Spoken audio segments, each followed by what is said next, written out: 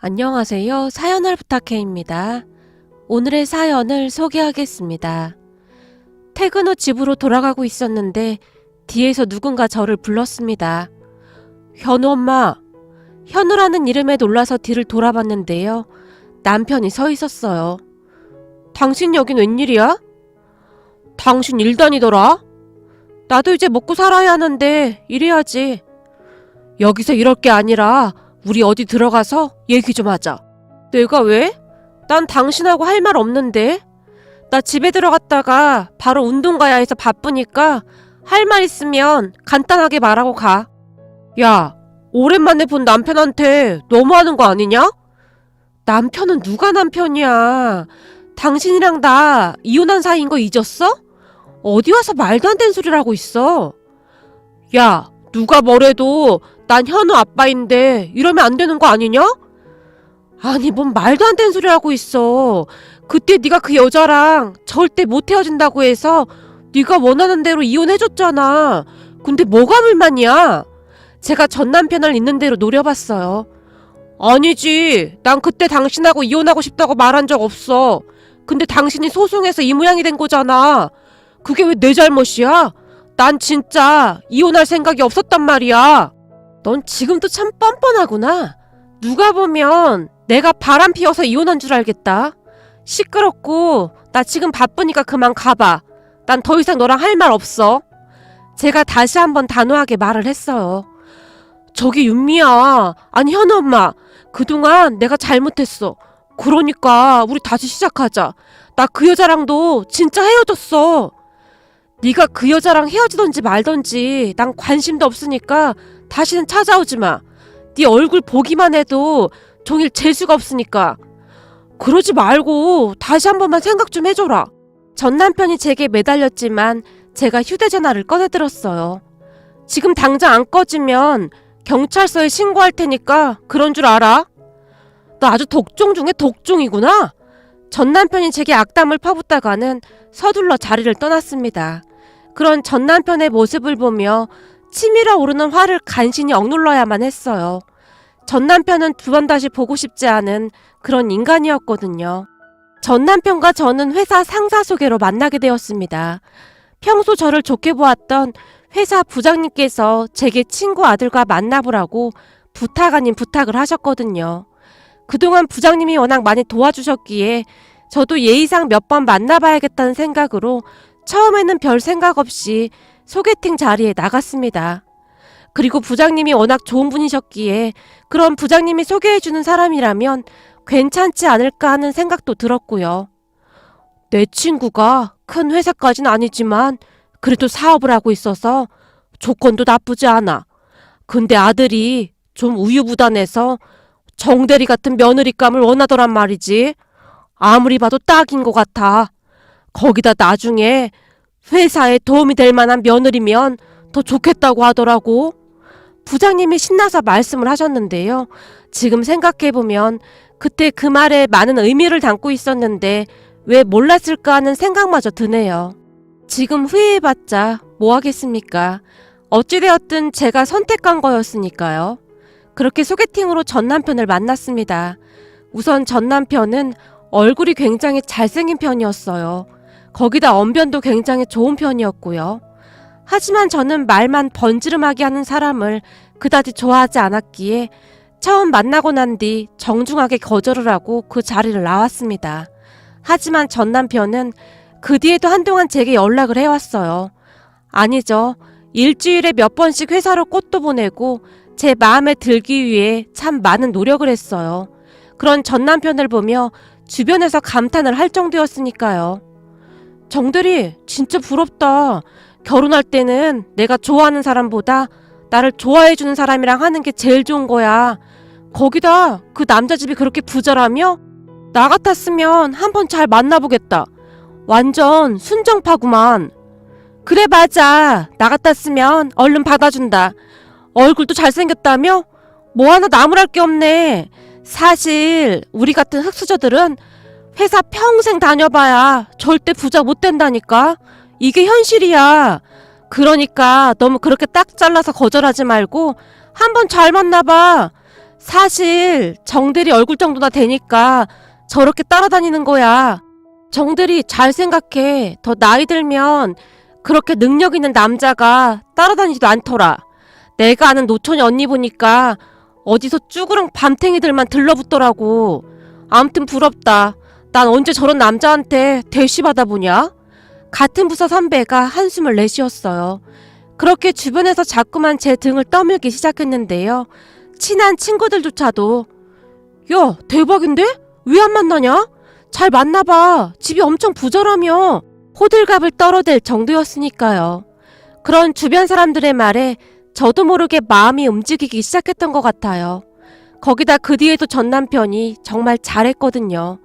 결국 얼마 뒤부터 전 남편을 다시 만나보기로 했고 그렇게 저는 회사를 그만두게 되었습니다. 아들이 잔병치레가 많았기에 하루하루가 어떻게 지나가는지 모를 정도였거든요.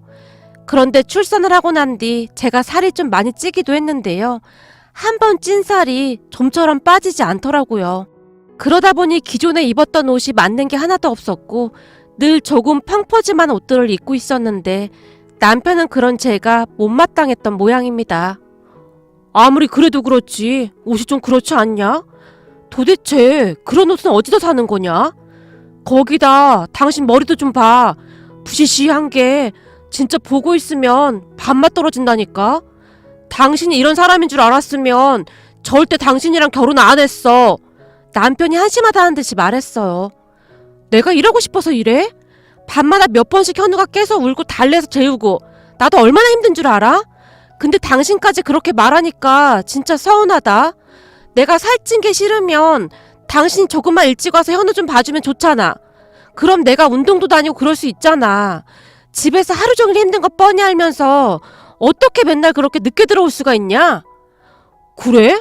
그럼 내일부터 살림해주는 아주머니 알아봐서 불러. 그럼 되잖아. 내가 어떻게 현우를 돌보냐? 그게 말이나 되는 소리냐? 남편이 눈까지 치켜든 채 소리를 질러댔어요. 그리고 며칠 뒤부터 가사일을 도와주는 아주머니가 와서 도와주기 시작했습니다. 그 바람에 잠깐씩 시간 내서 운동을 할 수 있게 되었어요. 하지만 그렇다고 해서 살이 드라마틱하게 막 빠지거나 하진 않더라고요. 남편은 그러한 부분에 항상 불만이었고 그러다가 나중에는 한참 젊은 여자랑 결국 바람까지 났습니다. 대학을 졸업하자마자 남편이 시아버님 회사에서 일을 했었다는데요. 적성에 맞지 않는다며 나자빠진 채 한동안 먹고 놀기만 했었다고 합니다. 시아버님께서는 그런 남편을 백수로만 지내게 할 수 없어 작은 카페를 하나 차려줬다고 했어요. 그런데 그 카페에 아르바이트를 하러 온 여자랑 바람이 난 겁니다. 꼬리가 길면 밟힌다고 얼마 뒤 그 둘의 만행이 밝혀지게 되었습니다. 참 기가 막히게도 시어머님께서 남편 카페에 갔었는데 둘이 뭔가 낌새가 이상했던 모양이었어요. 항상 아들 때문에 걱정이 많았던 시어머님께서 몰래 그 둘을 미행까지 했었더라고요. 그리고 그 둘이 바람난 것을 확인한 시어머님께서 남편과 그 여자를 앉혀놓고는 난리까지 치셨던 모양입니다. 당장 헤어지라고 말이죠. 시어머니께서 그 여자에게 꽤 많은 돈까지 지어준 모양인데 그 여자가 돈만 받고는 다시 몰래 만나기 시작했고 결국에 시아버님까지 알게 되었습니다. 니들 당장 집으로 오거라. 시아버님께서 화가 잔뜩 난 채 남편에게 전화를 했어요. 남편의 바람은 그렇게 만천하에 알려지게 되었습니다. 시댁에 들어서자마자 시아버님께서 불같이 화를 내셨거든요. 이놈의 자식이 이제 하다 바람을 피워? 내가 그동안 니놈이 못마땅했지만 그래도 결혼해서 잘 사는 것 같길래 정신 차렸나 보다 하고 있었더니 우리 며느리를 두고 네가 바람을 피워?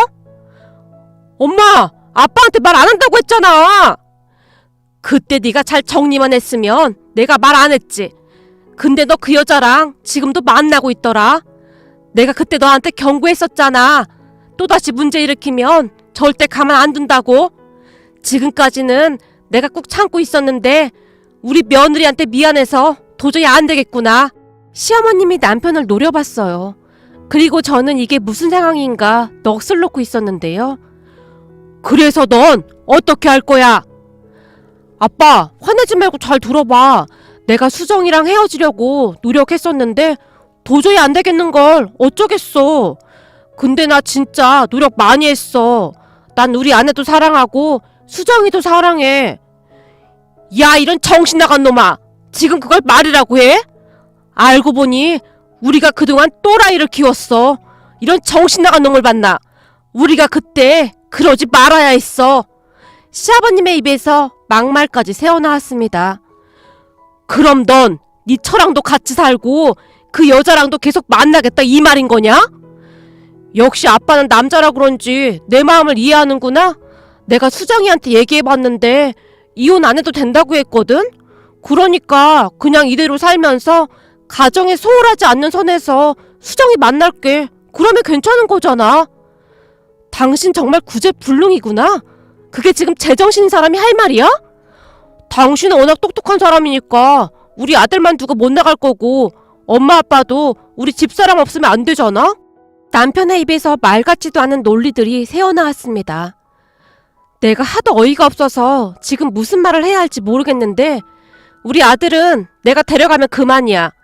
네가 바람 피워서 이혼하는 건데 내가 왜 아들을 두고 나가냐? 너 정신이 어떻게 된 거 아니냐?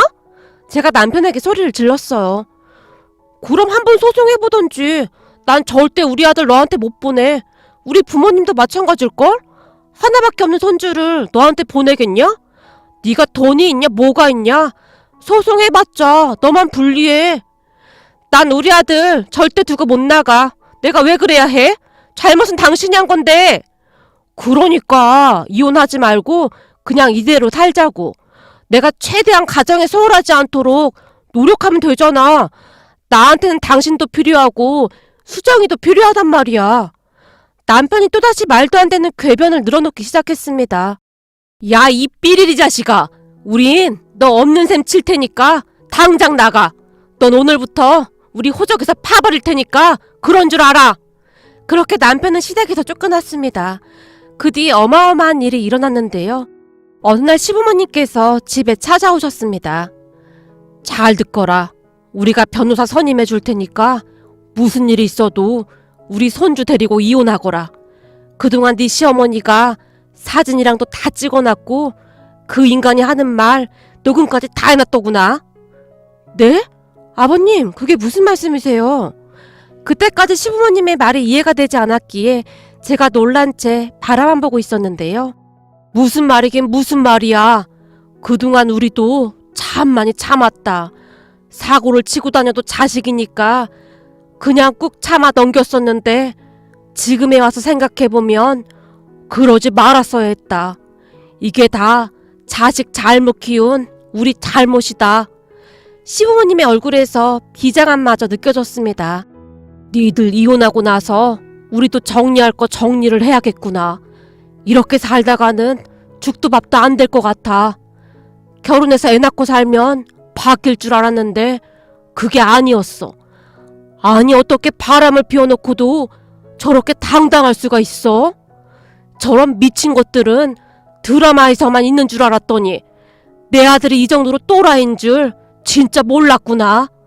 시아버님께서 머리까지 감싸 안으신 채 긴 한숨을 내쉬었어요. 어찌되었든 이렇게 된 건 너한테 정말 미안하구나. 우리가 할 말이 없다. 시어머님께서도 고개를 푹 숙이셨어요. 그리고 우리 부부는 진흙탕 싸움에 들어갔습니다. 남편이 절대 이혼을 할 수 없다며 난리를 쳤거든요. 결국 남편이 시부모님께 쫓아가서 정말이지 생쇼를 했다고 하는데요. 언니, 말도 마요. 오늘 우리 집 완전 뒤집어졌어요. 오빠가 안 나가고 버텨서 아빠가 경찰에 신고까지 했어요. 엄마 아빠가 오빠 호적에서 파버린다고 지금 난리도 아니에요.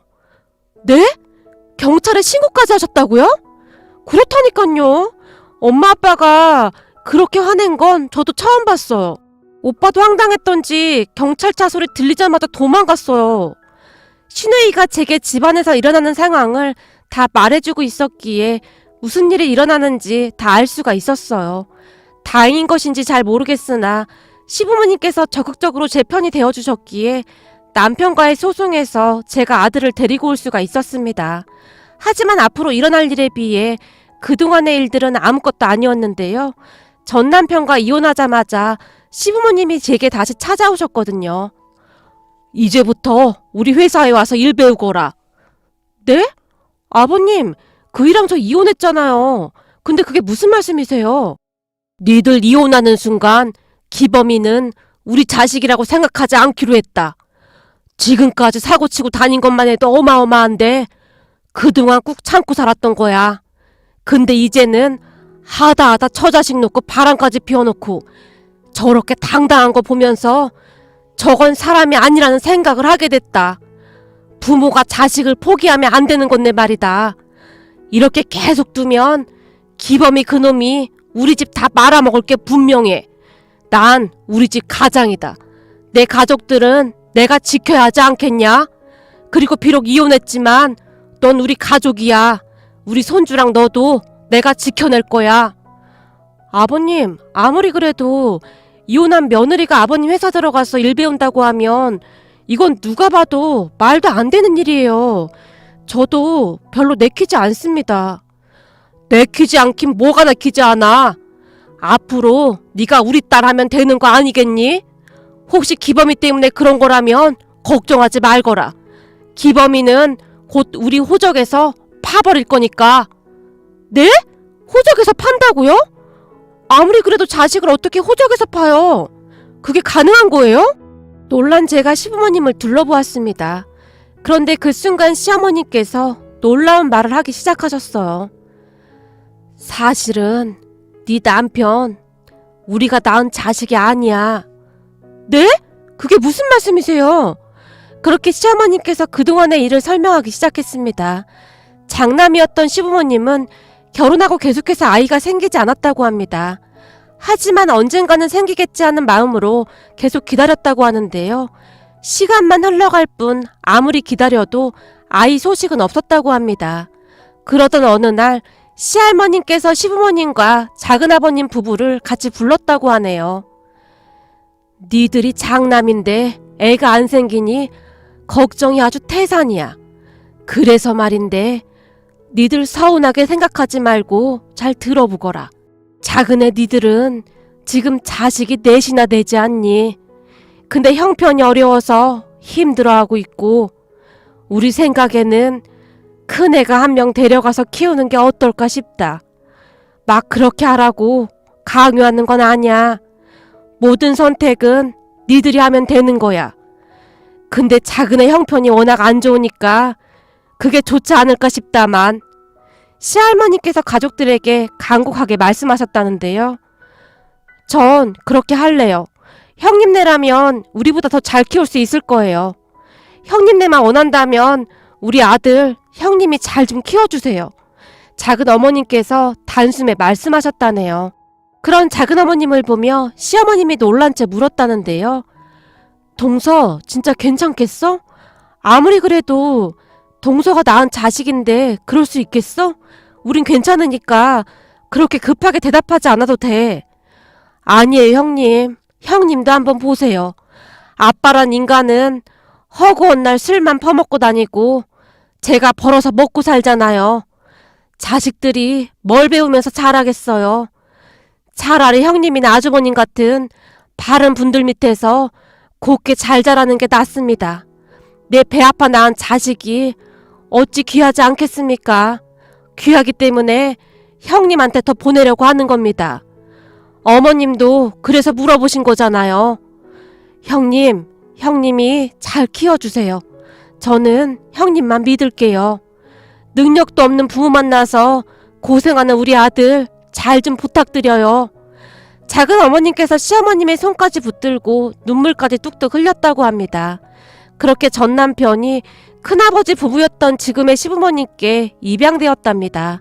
하지만 그 사실을 아는 사람은 많지 않았다고 하는데요.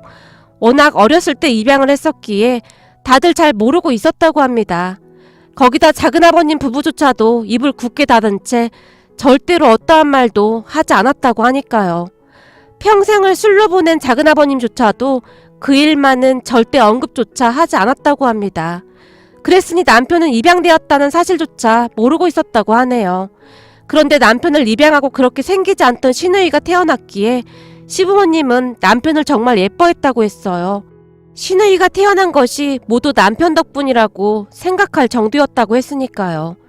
그런데 성장하면서 계속 엇나가기 시작했다는데 남편의 잘생긴 얼굴이 항상 문제였다고 합니다. 대학 때부터 여자 문제로 끊임없이 속을 썩였다고 하니까요. 계절마다 여자친구가 바뀌었고 어느 날은 대학 3학년 때인가 한 여대생이 문 앞에서 울고불고 난리도 아니었다고 하는데 그런 일이 한두 번이 아니었다고 합니다. 물론 그보다 더 엄청난 일도 많았다고 하는데 차마 이곳에 다 작성할 수가 없을 정도랍니다. 거기다 남편은 여자 문제뿐만 아니라 금전적인 사고도 참 많이 치고 다녔다고 했어요. 그랬으니 시아버님께서는 아주 오래전부터 남편에게 사업을 물려주지 않겠다고 다짐까지 했을 정도였어요. 그러던 어느 날 남편이 저와 결혼을 하겠다고 소개를 시켰다고 합니다. 저를 본 시부모님의 걱정도 한결 나아졌다는데요. 시아버님은 아들이 아닌 제게 사업을 물려줄 생각을 이미 오래전부터 하고 계셨다고 했습니다. 우리 손주를 위해서도 그게 최선인 것 같다. 우리가 얼마 전에 동생 부부를 만나고 왔는데 동생 부부도 아들이 그리 사고만 치고 다니는 거 다 알기에 알았다고 하더구나. 그놈 하나 때문에 멀쩡한 가족들이 다 나잘빠질 순 없는 노릇 아니겠냐? 그리고 그동안 우리도 할 만큼 했다. 지금껏 갖다 쓴 돈만 해도 어마어마해. 그러니까 우리가 하자는 대로 하자꾸나. 와서 일 배우거라. 그렇게 시부모님은 변호사를 통해 파양 절차를 진행하기 시작했어요. 지금까지 남편의 만행들을 증거로 법원에 제출했다고 했으니까요. 그리고 저는 시부모님 회사에서 현재 업무를 배우고 있습니다. 아마도 시부모님께서는 당신의 손주만은 지키고 싶어서 그러지 않았을까 싶습니다. 물론 굳이 파양을 하지 않아도 재산을 증여할 때 남편에게는 한 푼도 줄 생각이 없다고 했지만 호적상 아들로 있게 되면 나중에 남편이 유류분 반환 청구 소송을 할 수가 있다면서 파양 절차를 진행하게 되었다고 했습니다. 그 사실은 남편이 방방 뛰고 시댁에 찾아오고 난리가 났었지만 시부모님께서는 독하리만큼 남편을 쫓아냈습니다. 사람 고쳐 쓰는 거 아니라고 했다. 우리가 그동안 너한테 그렇게나 기회를 줬었는데 정신 못 차린 건 네 놈이야. 내가 들어보니 그 여자 임신까지 했다며? 그 여자가 너 같은 놈한테 왜 달라붙어 있는지 잘 생각해봐 이놈아. 네가 돈이 없어도 그 여자가 네 곁에 있을 것 같아? 시아버님께서 남편을 가차없이 내쫓아버렸습니다. 그 뒤 남편의 인생은 나락으로 떨어지기 시작했습니다. 그래도 카페를 운영하고 있었으니 한동안은 그냥저냥 먹고 살만 했던 것 같은데요. 그 성격의 카페 운영을 제대로 할 리가 만무했겠죠. 카페를 아르바이트한테 맡기고 그 여자와 룰루랄라 놀러다니기 바빴던 모양입니다. 그 여자 임신기념으로 하와이로 여행을 간다 뭐한다 아주 난리가 났었더라고요. 카페에서 일하던 알바도 사장이 없으니 현금 받은 건 전부 뒷주머니로 챙긴 모양인데 테이블마다 알바 친구들이 와서 하루 종일 죽치고 놀고 있었다는데 손님들 앉을 자리도 없었다고 하니 말 다 한 거겠죠. 그러다가 전 남편은 진짜로 카페 임대료도 내지 못할 정도로 많이 힘들어졌다고 합니다. 그렇게 전 남편이 돈이 떨어지자마자 그 여자가 단숨에 돌변을 했다는데요. 가서 니네 부모님한테 돈 받아와. 난 이렇게 못 살아. 라며 달달 볶아댄 모양이더라고요. 하지만 시부모님께서 전 남편과 말도 섞지 않고 내쫓아버렸답니다. 그렇게 시간이 얼마나 흘렀을까요? 시부모님이 만나주지 않자 전 남편이 시누이를 따로 찾아간 모양이었어요. 나 정신 차렸으니까 네가 엄마 아빠한테 말 좀 잘해줘. 나 그 여자랑도 헤어졌어. 난 모르는 일이고 오빠랑 우리 가족 이제 남남이야. 그러니까 찾지 않는 게 좋을 거야. 괜히 험한 꼴 당하지 말고. 그 여자 딸까지 낳았다고 아주 난리더만. 왜 이래? 딸까지 있는데 또 헤어진 거야? 참 대단하다 대단해. 그게 아니라니까. 나 완전 사기당한 거라니까. 알고 보니 그 미친 엑스가 내 돈 보고 들러붙어 있었던 거야. 그 딸도 내 딸이 아니래. 그 딸 아빠가 따로 있더라니까. 그놈이랑 짜고 내 돈 뒤로 빼돌린 거란 말이야. 나도 진짜 억울해. 사기당한 거라니까. 네 새언니 어차피 지금 혼자잖아. 내가 우리 아들 아빠인 거고. 그러니까 나만 돌아가면 다 제자리로 돌아가는 거잖아. 나 이제부터는 정말 정신 차리고 살 생각이야. 네가 가족들한테 말 좀 잘 해줘라. 난 모르겠으니까 다시는 연락하지 마. 신우이가 급히 전 남편을 피해 달아나듯 나왔다고 하네요. 그렇게 가족들 모두가 등을 돌려버리니 어쩔 수 없이 저를 찾아온 듯 했습니다. 전 남편이 저를 찾아왔다는 소리를 듣고 시아버님이 전 남편에게 전화를 해서 고래고래 소리를 지르고 난리가 났었는데요. 너 다시 한 번만 현우 엄마 찾아가면 바로 경찰에 신고해서 접근 금지인가 뭔가 그거 신청할 테니까 그런 줄 알아! 라며 노발대발 하셨거든요. 그 뒤 전 남편은 정말 거짓인세나 다름이 없었는데요. 결국에는 작은아버님 댁에 찾아가서 눈물콧물 다 빼며 통고까지 했다고 하네요. 그렇게 작은어머님께서 모아놓았던 돈을 조금 쥐어주며 월세방이라도 하나 얻어서 살라고 하며 눈물까지 훔치셨다고 합니다. 현재 전 남편은 지하 월세방을 하나 얻어서 근근히 살고 있다고 합니다. 하지만 시댁가족들은 그런 전 남편을 상관조차도 하지 않고 있어요. 그동안 얼마나 많은 사고를 치고 다녔으면 이렇게까지 하는 것인지 대단하다는 생각만 드네요. 어느 날 제가 시부모님께 제가 이렇게 아버님 일 배워도 되는 건지 모르겠어요 라는 말을 한 적이 있었는데요. 우리가 겪어보니 절대 사람 변하지 않더구나. 지금은 살기 힘들어서 반성한다고 하지만 저거 얼마 안 가서 병이 또 도질 인간이야. 그동안 우리도 참을 만큼 참았어. 그놈 대학 다닐 때 사귀던 여자 부모 앞에서 내가 무릎까지 꿇었어. 난 한 집안의 가장이잖니. 우리 가족은 내가 지켜야겠구나. 시아버님께서 단호하게 말씀하셨습니다. 그 뒤 우리 가족은 잘 지내고 있습니다. 시부모님은 저를 그냥 딸처럼 대하고 있어요.